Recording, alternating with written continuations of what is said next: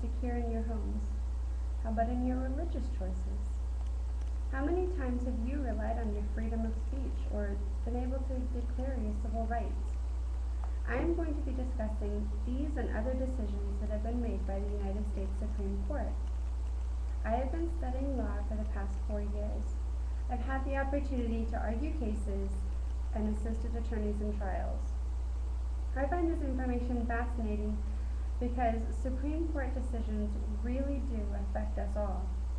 I will explain to you why Supreme Court decisions apply to you personally and how the Supreme Court makes their decisions using examples from real-life cases.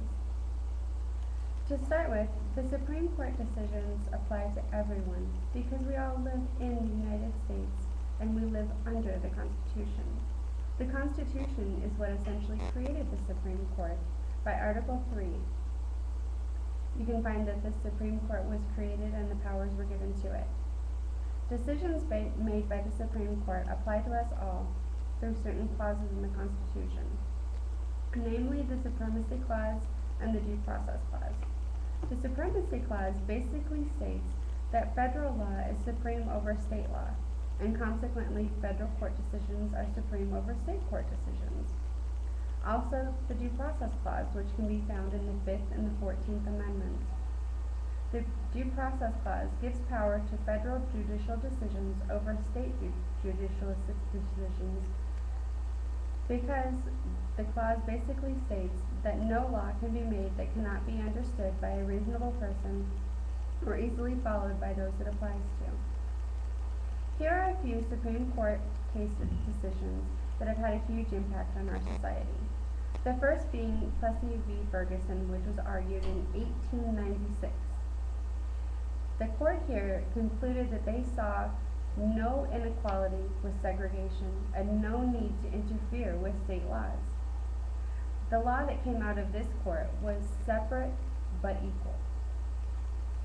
It wasn't until 1954 that the case decision Brown versus the Board of Education, where the court concluded that it is doubtful, this is a quote, that any child may reasonably be expected to succeed in life if he is denied the opportunity of an education, a right that must be made available to all on equal terms. That really changed education in the United States and segregation laws everywhere. Then in 1988, the court decided a freedom of speech case, Hustler Magazine v. Falwell. Many of you might remember this, where Larry Flint had posted on the cover of Hustler Magazine a parody of Reverend Jerry Falwell in a sexual position with his mother in an outhouse. The court decided the constitutional protection of First Amendment speech between public figures. And what they decided was that the First Amendment protects public debates between public figures, and the court stated the government must remain neutral in the marketplace of ideas. Then came, well, not after, but in 1966, the court decided Miranda v. Arizona, which was actually a compilation of 4 cases, where all of the defendants had been forced into giving confession under unreasonable interrogations. The court decided in that case that certain conditions must be met before a confession can be given, which resulted in Miranda rights, which is a verbatim reading of a person's constitutional rights while in custody, which absolutely must be read to them before an officer asks them or you any questions, ever, period. So now you see why decisions made by the Supreme Court affect the entire nation. No matter what state you live in or which laws you think may apply to you, the decisions of the Supreme Court lead us all. Maybe you're wondering now, in light of all this, how the Supreme Court makes decisions that can be fair to the entire nation. Maybe you're asking, what does the Supreme Court actually base their decisions on? Well, decisions, first and foremost, must be based on provisions of the Constitution, which include the Articles, the Amendments, the Bill of Rights, and often take into consideration the intention of our founding fathers when this country was being formed. In fact, in addition to being constitutionally sound, the justices often look to other contemporary principles to decide to guide their decisions.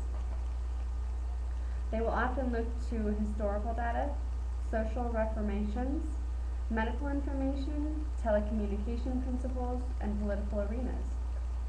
Here are a few examples of Supreme Court cases that can better explain the reasoning of the court.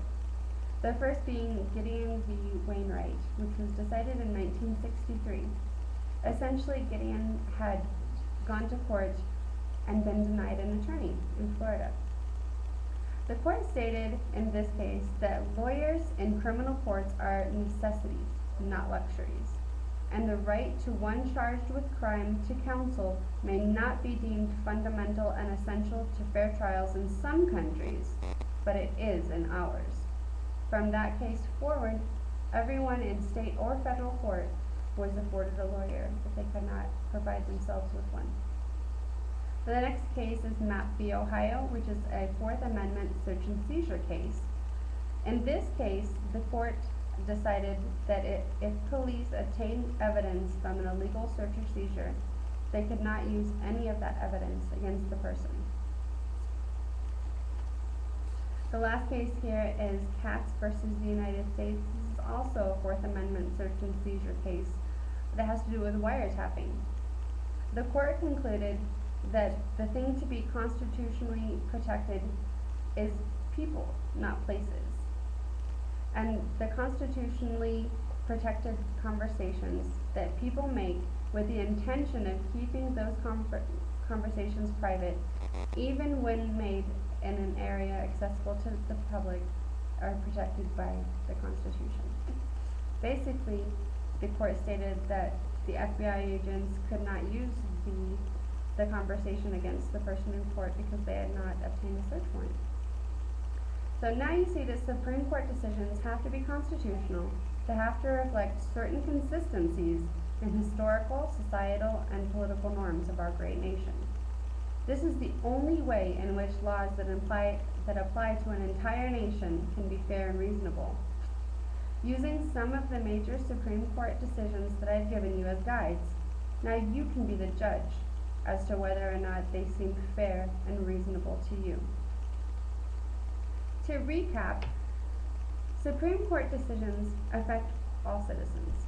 Supreme Court decisions are made to fit constitutionally sound principles as well as historical and societal principles of our time.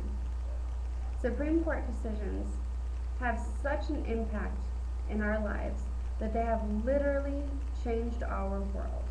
And that's why Supreme Court decisions are so important to us all. Thank you so much.